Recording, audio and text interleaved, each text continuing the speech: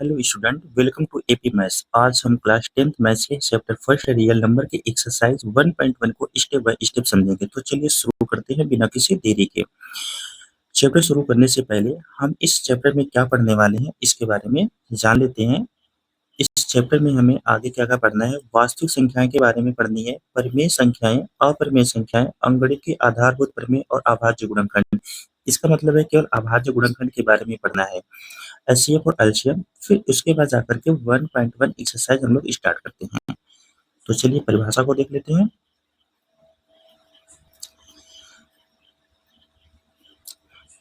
वास्तविक संख्या, इसके सबसे पहले हम परिमेय संख्या के बारे में पढ़ेंगे। परिमेय संख्या क्या होती है? परिमेय संख्या वह संख्या जिसे p बटे q के रूप में लिखी जा सके जहां p और q पूर्णांक होते हैं तथा q का मान 0 नहीं होता है, उसी को क्या कहते हैं? परिमेय संख्या। ऐसी संख्या जिसको p बटे q के रूप में लिख दे और q का मान क्या नहीं होना चाहिए? 0। इसका कहने का मतलब है कि डिनोमिनेटर 0 नहीं होना चाहिए, न्यूमरेटर कुछ भी रहे, तो उसी को हम लोग क्या कह देते हैं? परिमेय संख्या कहते हैं। जैसे एग्जाम्पल 4/5, 6/7, 0/2। न्यूमरेटर कुछ भी हो जाए उससे फर्क नहीं पड़ता है, न्यूमरेटर 0 हो सकता है, लेकिन ये मना किसको किया है? डिनोमिनेटर को मना किया है। तो 0/2 भी हो सकता है, हमारा परिमेय संख्या हो सकती है। ठीक उसी तरह से आ जाइए, अब देखते हैं अपरिमेय संख्या। वह संख्या जिसे p बटे q के रूप में नहीं लिखी जा सकती है उसे अपरिमेय संख्या कहते हैं। इसी का अपोजिट है, अगर हम p बटे q के रूप में रख देते हैं, लिख देते हैं, तो उसी को परिमेय संख्या कहते हैं, लेकिन q का मान 0 नहीं होना चाहिए। अगर q का मान 0 हो गया तो संख्या क्या हो जाएगी? अपरिमेय संख्या हो जाएगी।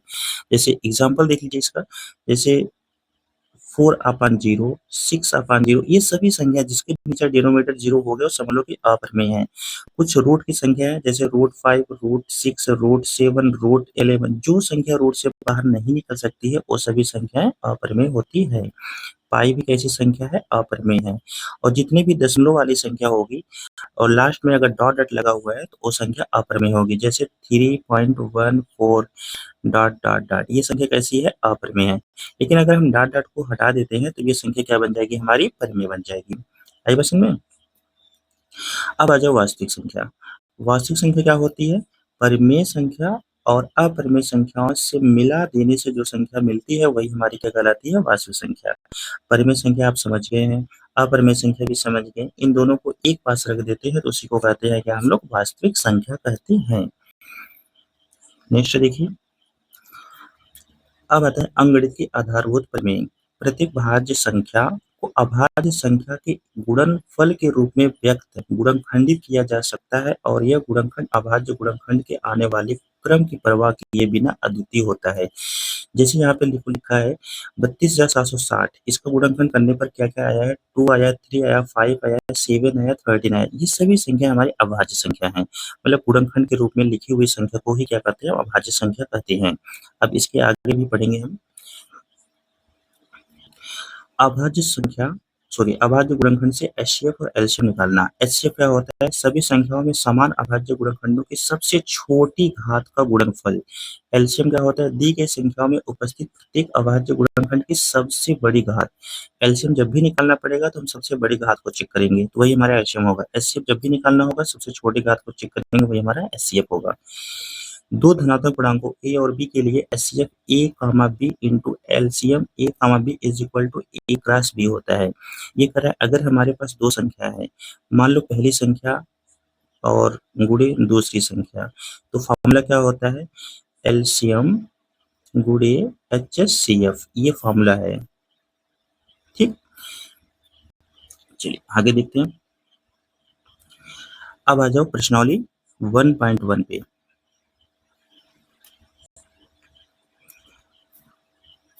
अब क्वेश्चन को सॉल्व करते हैं। निम्नलिखित संख्याओं को अभाज्य गुणनखंड के रूप में व्यक्त कीजिए।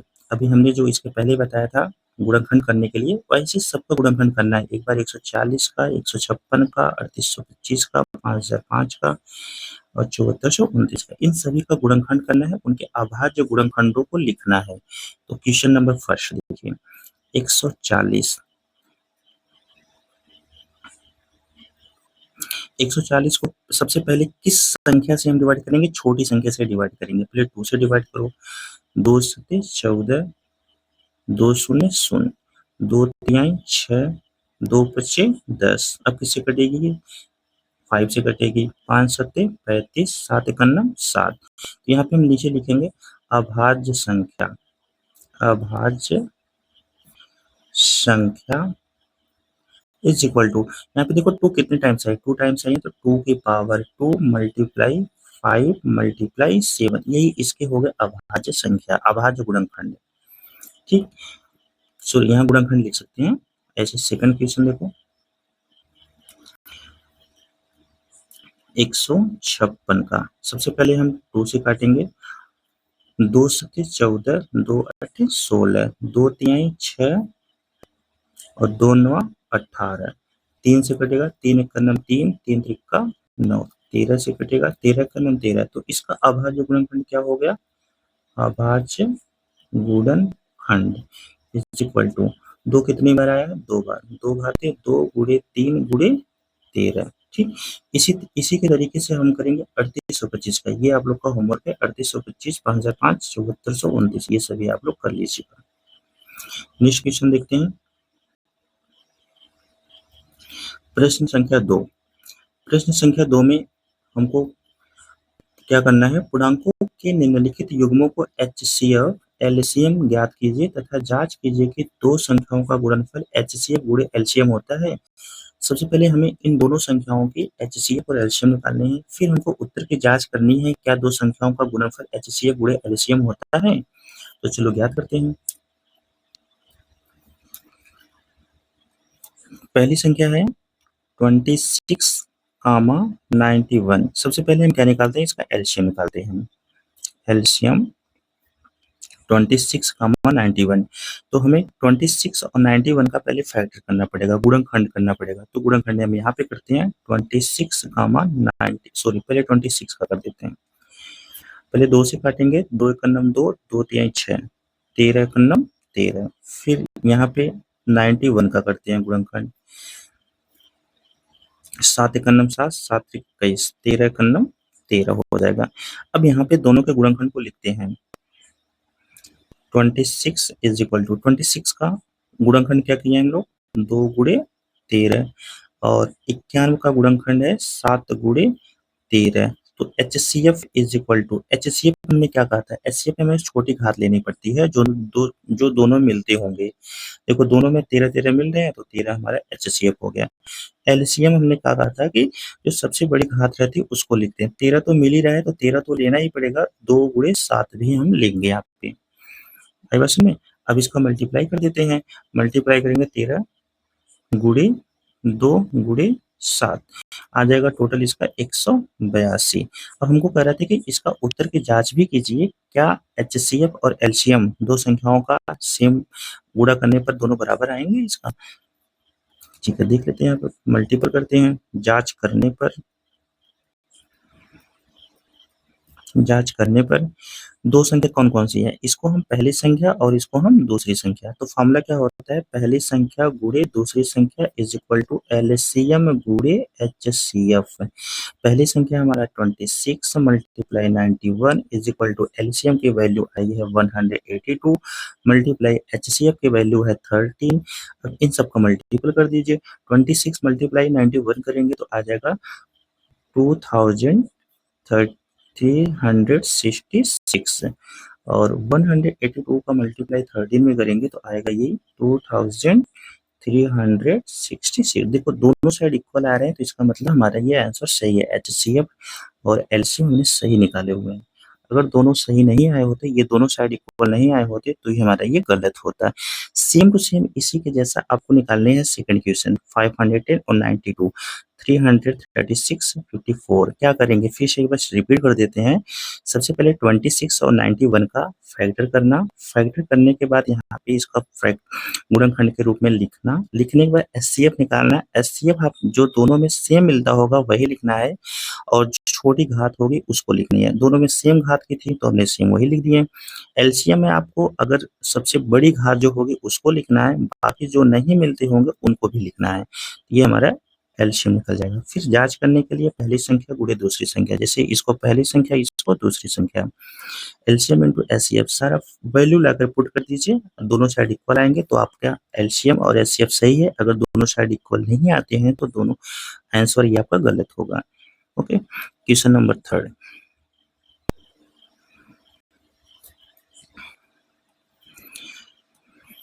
अभाज्य गुणनखंड विधि द्वारा निम्नलिखित पूर्णांकों के एचसीएफ और एलसीएम ज्ञात कीजिए। सेम टू सेम जैसे इसका सेकंड वाला क्वेश्चन हम लोग सॉल्व किए थे उसी के जैसा बिल्कुल इसको भी सॉल्व करना है। क्वेश्चन नंबर 1 एक बता रहे हैं, बाकी आप सभी लोग इसको सॉल्व करेंगे। फर्स्ट क्वेश्चन है 12, 15, 21। सबसे पहले हम 12 और 15, 21 का फैक्टर करेंगे।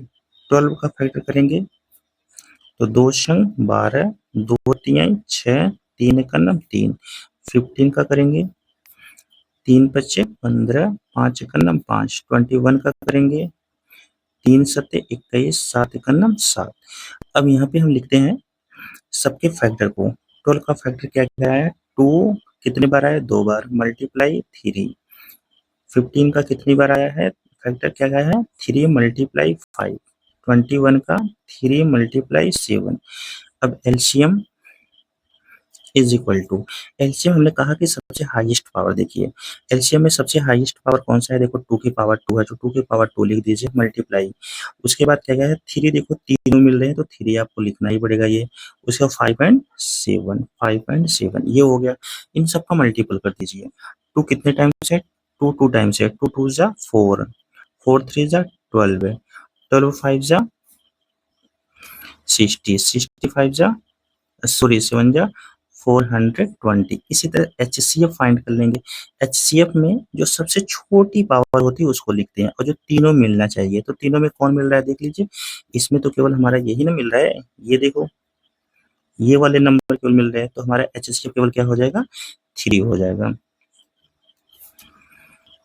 हो गया ये आंसर, ये एलसीएम का आंसर है और ये एचसीएफ है। इसी तरीके से आपको क्वेश्चन नंबर 2, क्वेश्चन नंबर इसका 3 सॉल्व करने हैं। आप ये कर लीजिएगा सॉल्व में। आगे बढ़ते हैं।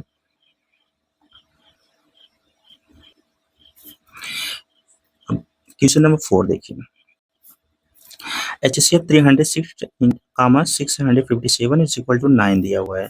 एलसीएम आपको फाइंड करना है, तो फॉर्मूला हमने लिखा है कि दो संख्याओं का गुणनफल एलसीएम इनटू एचसीएफ होता है। तो हमको क्या फाइंड करना है, एलसीएम। हमारे पास दो संख्या कौन सी होंगी, ये पहली संख्या और ये क्या है, दूसरी संख्या है। अब हमको इसका एचसीएफ दिया हुआ है, एलसीएम फाइंड करना है। तो एलसीएम किसका, एलसीएम को फाइंड करना है 306,657 इज इक्वल टू, फॉर्मूला क्या होता है, पहली संख्या गुणे दूसरी संख्या बटे एचसीएफ होता है। तो पहली संख्या हमारे पास कितना है, 306 मल्टीप्लाई 657 अपन, इसका एचसीएफ कितना है, 9 है। अब इसको सॉल्व कर दीजिए। जब इसको हम डिवाइड करेंगे, ये हमारे 34 टर्म से डिवाइड हो जाएगा। 34 मल्टीपल 657, इसका मल्टीप्लाई कर देंगे तो आ जाएगा ये 22,338, ये हो गया आंसर। ठीक, क्वेश्चन नंबर 5। क्वेश्चन नंबर 5 में जांच कीजिए कि क्या किसी प्राकृतिक संख्या n के लिए संख्या 6 पावर n अंक 0 पर समाप्त होता है। देखिए इसमें समझना क्या है, जो हमारा ये संख्या दिया हुआ है 6 पावर n, जहाँ n क्या है, n एक प्राकृतिक संख्या है। प्राकृतिक संख्या कहाँ से स्टार्ट होती है, 1 2 3 4 5 6 इन्फिनाइट तक जाती है। इसका कहना ये है कि जब हम n के जगह पे प्राकृतिक संख्या रखते हैं सॉल्व करने पर क्या उत्तर 0 पे समाप्त होता है। पहले देख लीजिए इसको, देखो जैसे n इज इक्वल टू 1 2 3 4 5 ले लिया मैंने। अब यहाँ पे हम रखते हैं 6 की पावर n में, हम एक बार n इज इक्वल टू 1 रखते हैं, 6 की पावर 1 इज इक्वल टू 6 है। क्या 0 पे समाप्त हो रहा है, नहीं समाप्त हो रहा है। 6 की पावर n में एक बार हम 2 रखते हैं, 6 मल्टीपल 6 है यानी 36, क्या 0 पे समाप्त हो रहा है, इसका अंतिम डिजिट नहीं हो रहा है।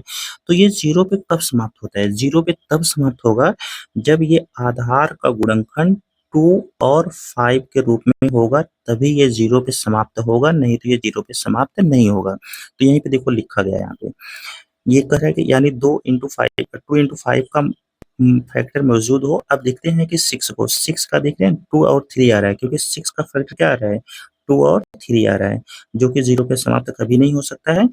तो 0 पे समाप्त होने के लिए आधार का फैक्टर 2 और 5 होना जरूरी है।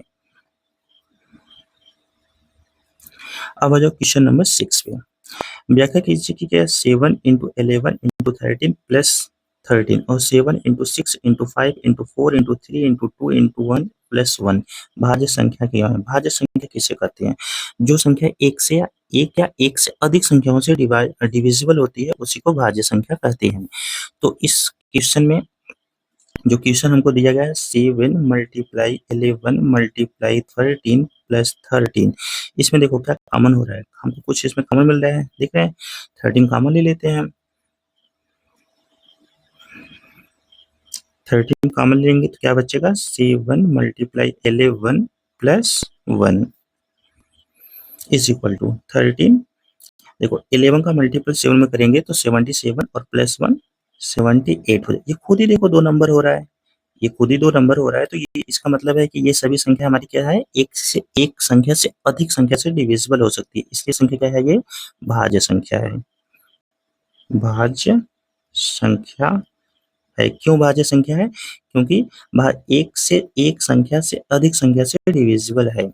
इसी प्रकार से इसको भी कर देते हैं 7 multiple 6 multiple 5 multiple 4 multiple 3 multiple 2 multiple 1 plus 5, इसमें देखो 5 कॉमन होगा, 5 दोनों में 5 है ना, देखो 5 कॉमन ले लेते हैं। 7 multiple 6 multiple 4 multiple 3 multiple 2 multiple 1 plus 1 बचेगा। इन सबका जब हम मल्टीपल करेंगे तो हमें लगता है कि 107 आएगा। 7 मल्टीपल 6 मल्टीपल 4 मल्टीपल 3 मल्टीपल 2 आएगा ये 1008 सॉरी प्लस 1, इन दोनों को ऐड करेंगे तो 5 मल्टीपल 1009 आएगा। ठीक, अब ये भी संख्या देखो हमारे पास 2 संख्या, एक 5 आ गई और एक 1009 आ गई, तो इसका मतलब है कि ये भी संख्या एक से अधिक संख्याओं से डिविजिबल हो रही है, तो इसलिए संख्या कैसी होगी, भाज्य संख्या है। ठीक, क्वेश्चन नंबर 7, किसी खेल के मैदान के चारों ओर एक वृत्ताकार पथ है। सोनिया को एक चक्कर लगाने में 18 मिनट लगते हैं, रवि को 12 मिनट लगते हैं। दोनों एक ही स्थान और एक ही समय पर एक ही दिशा में चलना प्रारंभ करते हैं, कितने समय बाद वे पुनः प्रारंभिक स्थान पर मिलेंगे, ऐसे समझ लो। देखो जैसे एक वृत्त था, इस वृत्त के किनारे किनारे 2 लोग दौड़ रहे थे, एक थी सोनिया और एक था रवि। मान लो सोनिया यहाँ पर थी और यहीं पर कौन था, यहीं पर भी रवि भी था, यहीं पे रवि भी है। ये दोनों लोग एक ही स्थान से दौड़ना शुरू करते हैं, दौड़ते दौड़ते जाते हैं, ऐसे दौड़ते रहते हैं। ठीक, ये दोनों एक ही स्थान से दौड़ते हैं। रवि को सोनिया को 18 मिनट लगते हैं। सोनिया इससे पूरा करने में कितना मिनट लेती है, 18 मिनट लेती है, 18 मिनट। और रवि कितना मिनट लेता है, 12 मिनट रवि लेता है। कहने का मतलब ये हुआ कि जो रवि है इस पूरे चक्कर को जल्दी पूरा कर रहा है, 12 मिनट में ही पूरा एक चक्कर लगा लेता है, लेकिन सोनिया कितने मिनट लगाती है, 18 मिनट में। ये दोनों एक ही साथ चलना प्रारंभ करते हैं, लेकिन दोबारा ये बोला है कि कितने समय के बाद दोबारा एक साथ मिलेंगे, क्योंकि रवि तो तेज दौड़ रहा है, सोनिया तो स्लो दौड़ रही है, तो कितने समय के बाद दोनों एक साथ फिर दोबारा मिल जाएंगे, जैसे ये अभी स्टार्ट किए थे। तो हमें क्या करना पड़ेगा, इन दोनों का एलसीएम निकालना पड़ेगा, 18 और 12 का। तो 18 और 12 का एलसीएम निकाल लेते हैं, गुणनखंड विधि से निकाल लीजिए। तो 18 का पहले गुणनखंड करेंगे, 2 9 18, 3 त्रिका 9, 3 का 9 3, और 12 का भी करेंगे, 2 छंग 12, 2 3 6, 3 का 9 3। 18 का गुणनखंड करने पर आया है 2 गुणे 3 की घात 2, क्योंकि 3 2 बार था, 12 का गुणनखंड करेंगे 2 घाते 2 गुणे 3 एलसीएम इज इक्वल टू, देखो सबसे बड़ी घात पहले 3 की देख लो, सबसे बड़ी घात 3 की क्या है 2 है, तो 3 की घाते 2 लिखो। सबसे बड़ी घात 2 की क्या है 2 घाते 2 है, 3 त्रिका 9, 2 दूनी 4, 9 चौके 36 मिनट। मतलब ये दोनों सोनिया और रवि 36 मिनट के बाद ये दोनों एक ही स्थान पे दोबारा आकर के मिलेंगे। तो आज के लिए इतना ही। वीडियो पसंद आए तो लाइक शेयर और एपी में इसको सब्सक्राइब करने जरूर करें। मिलते हैं अगले क्लास में। Thank you for watching.